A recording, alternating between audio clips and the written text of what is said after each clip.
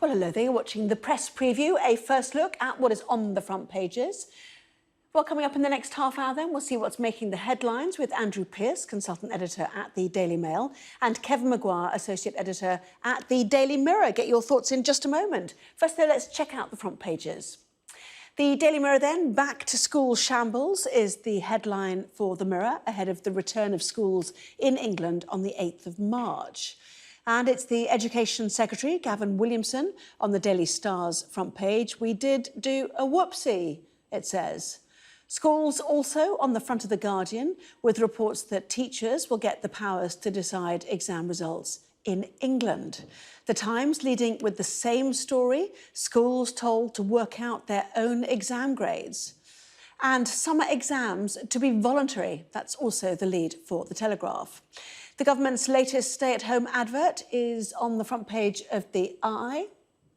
The Daily Express leading on the budget next week with a warning to the Chancellor to not raise taxes. Similar theme on the front page of the Daily Mail, Rishi's spring booster for the UK, their headline for tomorrow's paper, looking ahead to next week. And McKinsey to ditch Sneeder as head after string of crises is the lead in the Financial Times. And the Metro upbeat, festivals are back, they declare, as Reading and Leeds give the green light for this summer. So, after doing this for nearly a year, we have some sound problems with Kevin Maguire, would you believe? You'd think we'd have got it right by now, so I'm left with you, for goodness sake. There we are. Good. How lovely. Anyway, the breaking news, I guess, tonight from the papers, embargoed till a bit later, to be fair, is how we're going to deal with exams this summer. What's the latest? Well, after the shambles of last year, Anna, Ofqual, the algorithm, can anybody forget the algorithm? I vaguely remembered them from years ago, studying them at school or science. The government have gone for the obvious, clear-cut way. They're going to rely on teachers to grade pupils. That will be based on coursework, teachers' assessment. Some schools, they have the option of sitting exams as well. But basically, teachers... The worry will be there'll be huge grade inflation. But look, my God, these kids have been through hell, not being able to go to school for a year. They've not been able to sit their exams last year. They're not sitting their exams this year. All sorts of impacts on their employment prospects, where they want to do an apprenticeship or where they want to get into university. So sense has prevailed. Gavin Williamson, who is probably the least effective education secretary in the history of education secretaries, seems to have got this one right this time. The head teachers have welcomed it. Teachers seem to have welcomed it, and I'm sure the pupils would have welcomed it too. The kids have got to leave school with something at the end of this terrible year for them. Yes, grade inflation, an issue. The bigger issue possibly is the divergence in results, depending on how well you coped with lockdown and home learning, isn't it? Which is the real concern, obviously. Yeah, and also, of course, some kids will have had better or broadband access. Some kids would have had better iPads and computers. My own newspaper, as you know, has run a very vigorous campaign. We've raised millions of pounds to get computers into children's homes because often the computers weren't good enough. So these are all factors. And I think this is why teachers who know the kids best can make the best assessment. There'll always be somebody who will say, oh, but my teacher hates my guts. That would have been a real problem for me, let me tell you, Anna, at school, because I was always getting on the wrong side of my teachers. But you've got to trust the teachers. They do know best. And if the kids, and it's also an incentive, I think, for the children to work really, really hard between now and the end of term to try and impress the teachers, get those decent grades. Yeah, but for A-level students, their teachers might barely know them. I mean, they've missed part of last year, part of this. It's quite hard to assess how your pupils are doing. It's anyway, that announcement expected by Gavin Williamson on God, what day is it? Thursday. But he also spoke today, didn't he? This is the Daily Mirror. Britain's back to school shambles, and confirmation that the secondary schools are going to be staggered because of the issue of testing, trying to get 2 tests a day with these pupils. So what's the Daily Mirror saying? Well, the Mirror is saying, classic Gavin Williamson, most schools aren't prepared. A part of this it's all to do with the testing of the COVID testing, because they want the kids to have test every day or before they go to school. So that schools have got to be equipped to do the testing. Teachers have got to show the staff how to do the testing. Parents have to learn how to do the testing. It's going to be very difficult. But, I still say this, they've got to go for broke.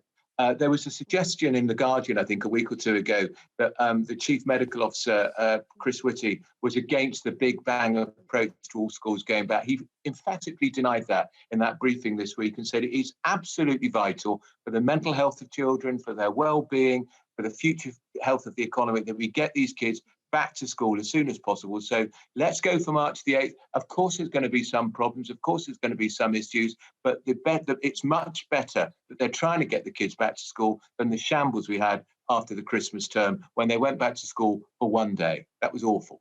Look what you've done to your friend and adversary. Or is it just that he's waiting patiently? It might just be because you talked so much. But anyway, we'll see. He's fallen asleep. He's read one of his stories. He's boring.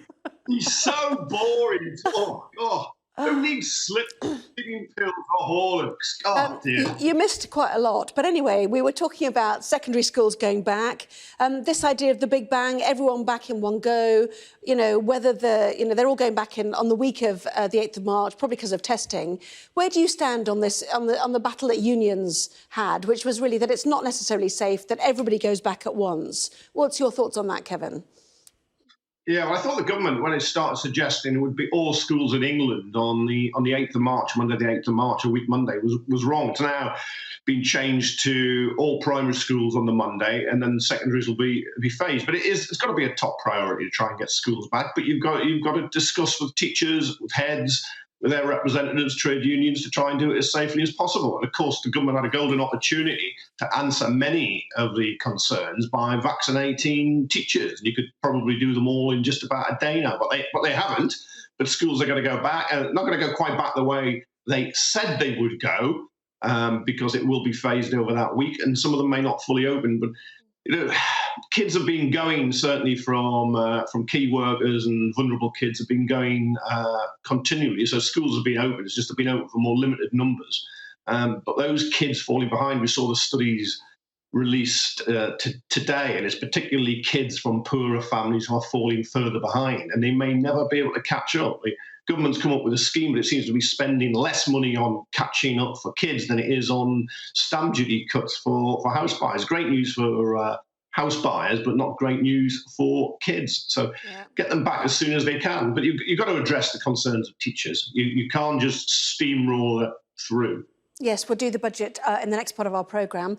Which of you hip and happening young men want to talk about festivals? Front page of the Metro. Yeah, Kevin's an old hippie.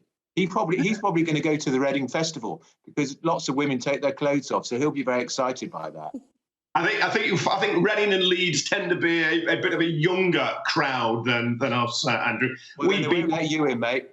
Yeah, we'd be more latitude, I think. Is that it? Don't drag me into it. I never go to festivals. Well, you could get a job on the gates checking tickets, I would have thought. Yeah, like that. Get you in the bar or cleaning the toilets. That's probably I want to go to Glyndebourne. Bring back Glyndebourne.